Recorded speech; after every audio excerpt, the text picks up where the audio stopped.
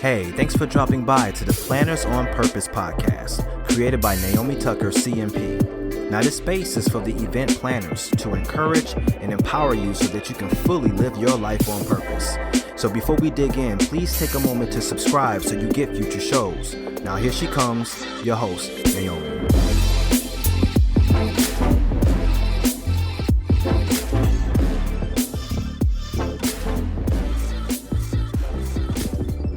Well, hello, everyone. This is Naomi, your host here on the Planners on Purpose podcast. I hope you're doing well today, and I hope that you're doing amazing things out there in your space. It's exciting to be here for yet another episode of the podcast. I wanted to talk a bit about creating a culture of wellness in the workplace. And the reason why I wanted to talk about that is because there are a lot of efforts that are being put out there to be able to create a culture of wellness, to be able to provide some more benefits and opportunities for employees. And I wanted to bring those to your attention because perhaps you might get ideas for your organization or business, or you may be able to champion something within the place that you work so that you help everyone get a bit more support, especially when it comes to well-being in the workplace. So for those of you that do not know me, allow me the pleasure of introducing myself. My name is Naomi Tucker. I'm a business strategist and burnout prevention coach, and I help event professionals just like you to stress less and live more and lead a life that they love. So that is why I'm here, and I'm excited to have you here on the podcast. And to those that have been here and have shown up and listened to many a podcast episode, I also welcome you. So thank you so much for being here. As I wanted to get started and really just laying out what culture of well-being is, it's important to just recognize what the workplace essentials are. I'm pulling this from the American Psychological Association and really wanting to describe for you what the 5 workplace essentials are as according to the Surgeon General. And as I go through these, it's important for you to ask yourself, do I feel these things in my workplace that I'm working with? Or is my organization providing this? As a business owner, am I doing what I need to do in order to ensure that these essentials are in place?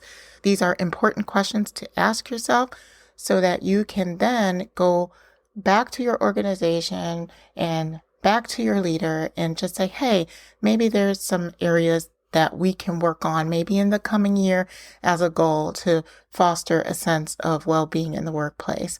So the first one, there are 5. There are 5 workplace essentials, and I wanted to go through them with you. So let's get started. The first workplace essential is protection from harm. So when we talk about protection from harm, we are meaning, do we feel secure within our workplace? Do we feel safe and secure? The many things that we need to really think about is there's lots of ways that we can really classify what harm is. And something that people don't really think about is if the workplace is a toxic workplace, because that actually does happen and it does exist, where people do not feel safe in their work, or they have to deal with, let's say, a leader that isn't really treating them well, or perhaps they just don't feel physically safe and have experienced some other form of harassment while they're at work. It's important for your employees and you as a person within an organization to feel that you're protected and that you have the support should anything happen at your workplace. The second workplace essential is connection and community, fostering that sense of social support and a sense of belonging. When people feel like they belong, they show up differently in their work. When they have the social support and they have friends at work, they do much better and they thrive. So we want to make sure that having that connection, having that community is something that is in the workplace. And I've seen that done so well in many different organizations and workplaces. Sometimes the teams are very tight and they have just like a little community within their teams. Sometimes organizations set up different buddy systems and mentoring systems so that everyone is able to be able to just have a connection to someone that has possibly been through the organization over the years, and they can go to that person as a mentor or support. And that's really cool too. Many organizations have different days, internal days that they just really pay attention to the community of the workplace. And that cultivates a larger sense of belonging within an organization. It is that organization telling you that they care about you. And because they care about you, they're making some time for that connection within the company. So I feel like that's really great. If you have that within your organization, definitely treasure that. Definitely be a part of it if you can. Get involved because it really does help others to be able to have that support and well-being. Number 3, the third workplace essential is having work-life harmony. We talk about that a lot. I like the fact that it's not work-life balance because sometimes that can be convoluted. But really what it means is just having that autonomy to be able to be an adult and manage your schedule the way that you really want to. But then not just that, just making sure that you're able to have room for what happens in your life and what happens at work. Because truthfully, sometimes there are workplaces that people cannot have true autonomy with their work schedule. There has to be a schedule. But as long as there's that support and that welcoming of the fact that if you do have something that would happen outside of work, that it's okay for you to handle it. If you have to go pick up your daughter from school, that it's okay to do that. If you need to go to a soccer practice, that could work. We can make that work. So it's just having a sense of flexibility in that work life isn't so rigid that you can't take care of anything in your life. So having that work-life harmony, that work-life integration is very essential, especially now. People really need this in the work. So any way that an organization can help support that and communicate that support is going to be very helpful, or allow you to be able to just feel secure to take care of family and take care of work. The fourth workplace essential is mattering at work. Everyone needs to feel connected to their work. And I know we've talked about this in the context of teams before in a previous podcast, and we just talked about being able to be connected and feel that you are attached to a larger purpose that's bigger than yourself. And that can be what your company's purpose is, and the fact that your role matters somehow within all that. That way you can have confidence in your role. You can feel good about what you're doing. You can feel good about the contributions that you're making back into your workplace. And you feeling good about that does nothing but just help you to thrive, help you to feel good about yourself. And instead of having stress about your work, you can actually be passionate about it, which is operating out of a totally different energy. So that's what the goal is. Number 5 workplace essential is opportunity for growth. Everyone wants to see what's the next step. I once had someone who was on my team.